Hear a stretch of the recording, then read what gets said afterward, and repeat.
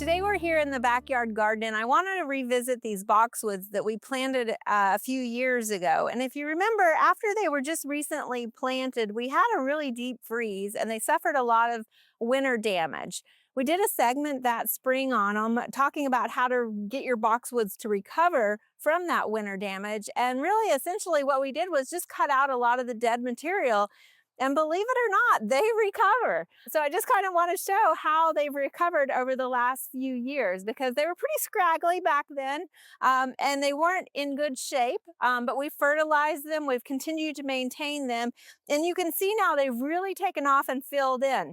So at this point, what we're going to do is kind of shape them up a little bit. So here we have sort of a potager style. We've got two squares essentially. And so we really want to maintain our open space in the center here to be able to put our vegetables.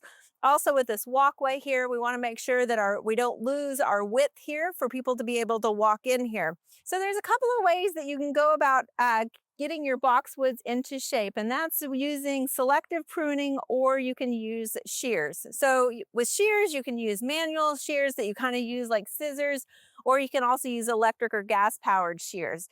Now, if you're doing a large amount, shears are a great way to go because you can really take after a lot of boxwoods and pruning and not physically strain yourself too much.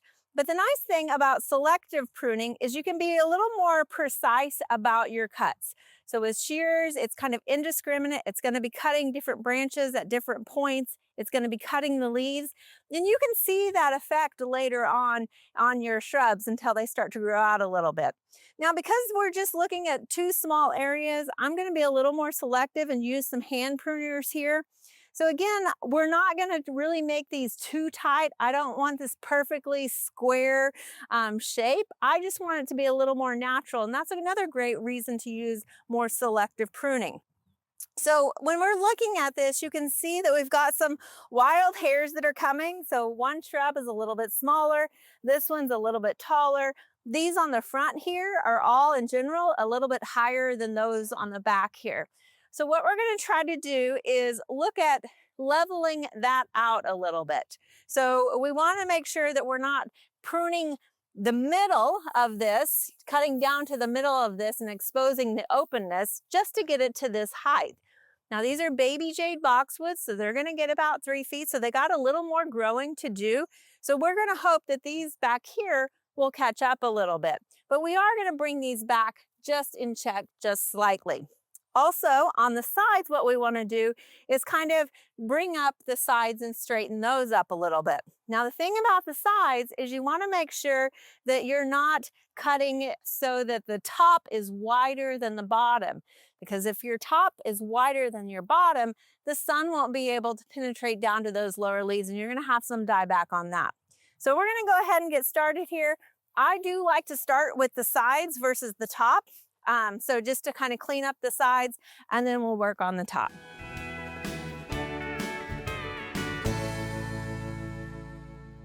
So if you look at this, it's sometimes helpful to look at it from the side and you can see that this particular bush here is well within our space. So I'm not going to really prune anything on it. Now this next one, you can see how it's kind of hanging over. So I want to go ahead and bring it up. So what I'm going to do, again, instead of using trimmers or shears that would have kind of stripped this all off and maybe exposed some of this inside of here, which would have caused, you know, some unsightly, it would regrow, but it's kind of unsightly for the moment. So what I'm going to do is look for the branches and kind of trace them back a little bit to where they divide. And every time you prune back to where it divides, then that means it's going to make that shrub denser and resprout from there. So I'm just doing this a little more, and this is why it's called selective pruning, because you're being more selective about exactly what you're cutting. So you can see I didn't take as much off back here as I did in the front because that part was really hanging out. And again, it's got a little bit more of a natural flow. So by selective pruning, it gives you a little more allowance if you make mistakes or something like that versus hedge trimmers that you maybe put a dent in your shrubs. Now, if you were using hedge trimmers, it might be also a good idea to go ahead and put a string so that you can sort of follow that string and really have that meticulous flat side to it.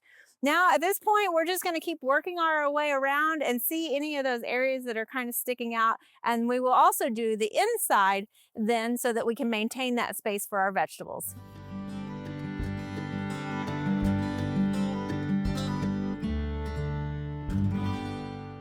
So here's a prime example of where we have the top growth that's growing out more than the bottom growth. And it's probably because this is on the north side. And so of course the top is receiving more sunlight and the bottom is shading out. So when we're pruning this, we're really going to be focusing on cutting this top growth back a little bit. Again, we don't want to just go in and trim it and expose the inside that maybe has less vegetation that might not be as pretty. So what we're going to do is be selective, but we're trying to reduce this so that we can get more sun exposure to that bottom part and allow it to fill out a bit more. Now, we've pretty much got the outside done as well as the inside. And another thing to keep in mind is sometimes you have some of these upper branches sort of laying over. So you might have to get in there and get some of those as well, especially on the edge, because what you're really looking for is a narrower top and a wider base. So because this is getting pretty dense and as I'm getting in there, it's a little woody. So I know that I've left that sticking out just a little bit, but I'm going to leave that so that it can fill out a little bit more. And then we can always come back. That's the thing with pruning is you can always cut more. So kind of step back, take a look at it, reevaluate. And then if you need to prune or cut more, then you can do that, but you can't glue it back on. So at this point, what we're going to do is find that median between the bottom, the lowest part and the highest part and start working at that height around the top here. All right, so we are finishing up the top here and you can see I'm taking out some good chunks. And essentially that's really all to it. Now again, this is selective pruning. It does take a little bit more time, but it allows you to have a little more of a natural look versus the shears, which are indiscriminate about cutting. And over a long period of time, having it recut at the same level can kind of make some denser branching. So this allows you to kind of go in and take out some of those clusters of denser branching and allow it to open up and get that sunlight. So we've got the top leveled off, the sides leveled off, the inside opened up, and we're good to go for the season.